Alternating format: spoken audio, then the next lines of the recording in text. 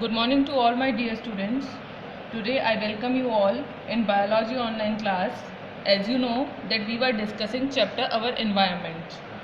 So our next topic is effect of man's activity on ecosystem. आज हम discuss करेंगे कि इकोसिस्टम पर मैंस की एक्टिविटीज़ का क्या इफेक्ट पड़ता है. Let's start. The shortening of food chains.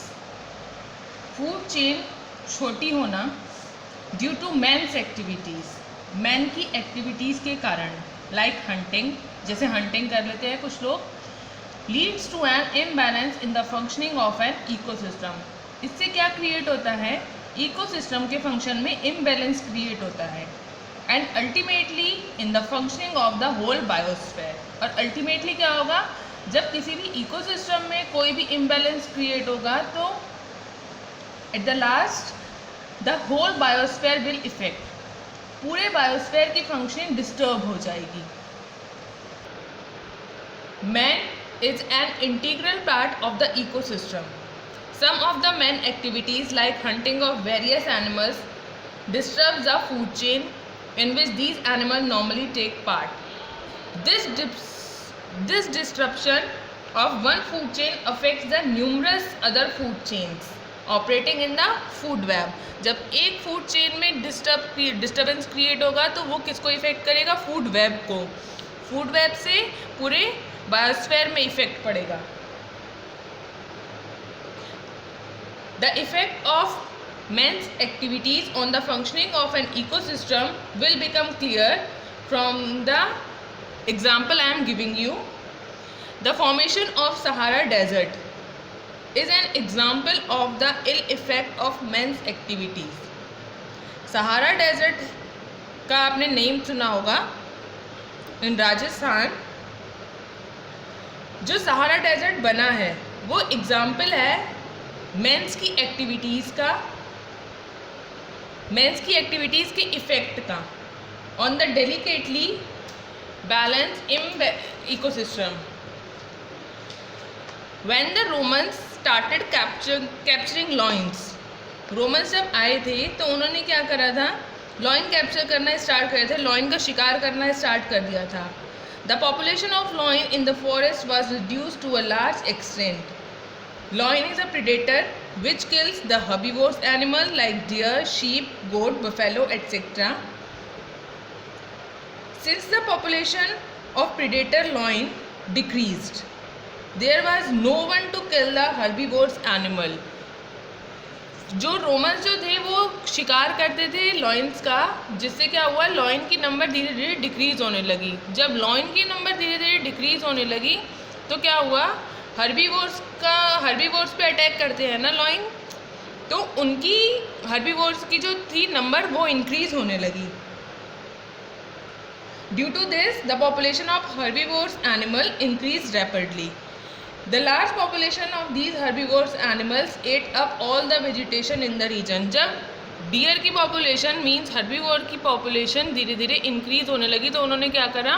सारे वेजिटेशन को, जो सारी ग्रास थी वहाँ पे, उसको फटाफट वो लोग ख़त्म करने लगे. The large population of these herbivores animal ate up the all the vegetation in their region turning the lush green forest into vast desert called Sahara desert. जिससे क्या हुआ? जब सारी ग्रास वहाँ पे ख़त्म हो गई तो वो जहाँ का जो लश ग्रीन एरिया था वो किस में चेंज हो गया? डेजर्ट में चेंज हो गया, जिसको आज हम किस नाम से जानते हैं? सहारा डेजर्ट के नाम से. Let us take with an example here. Grass. This is the example of food chain. Grass is eaten by deer. Deer is eaten by lion. From this example, we will learn the effect of man's activities on the ecosystem.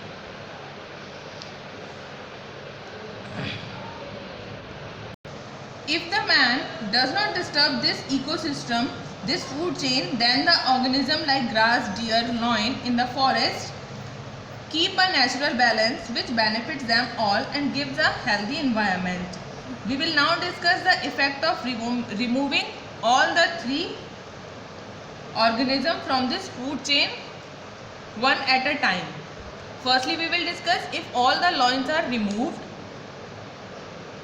If all the lions in a forest are removed by killing or capturing, then there will be no predator control over the population of deer. अगर हम सारे lion को remove कर देंगे तो क्या होगा, deer की population क्या होगी, increase होती रहेगी. deer grass को फटाफट eat up करते रहेंगे, है ना. ओवर ग्रेजिंग हो जाएगी ग्रास की, जिससे क्या होगा, the density of producer like grass will be very much reduced. Over grazing may even eliminate the grass and other green plants completely and turn the lush green forest into the desert area. The second one, if all the deers are removed, अगर हम सारे deers को remove कर देंगे तब क्या होगा, अगर हम सारे deers को remove कर देंगे तो क्या होगा, ग्रास लॉइन तो खाएगा नहीं, है ना, तो जिससे क्या होगा, लॉइन की भी पॉपुलेशन कम हो जाएगी. If all the producer are remove, अगर हम सारे प्रोड्यूसर को ही रिमूव कर देंगे तो जस्ट सन की एनर्जी को कौन लेता है, ग्रास लेती है, प्रोड्यूसर्स लेते हैं, तो फूड चेन आगे बढ़ ही नहीं पाएगी अगर हम सारे प्रोड्यूसर को रिमूव कर देंगे तो. From the above example we conclude that if we kill all the organism in one trophic level, it will cause too much damage to the environment. So we cannot remove all the organism of a trophic level without causing any damage to the ecosystem.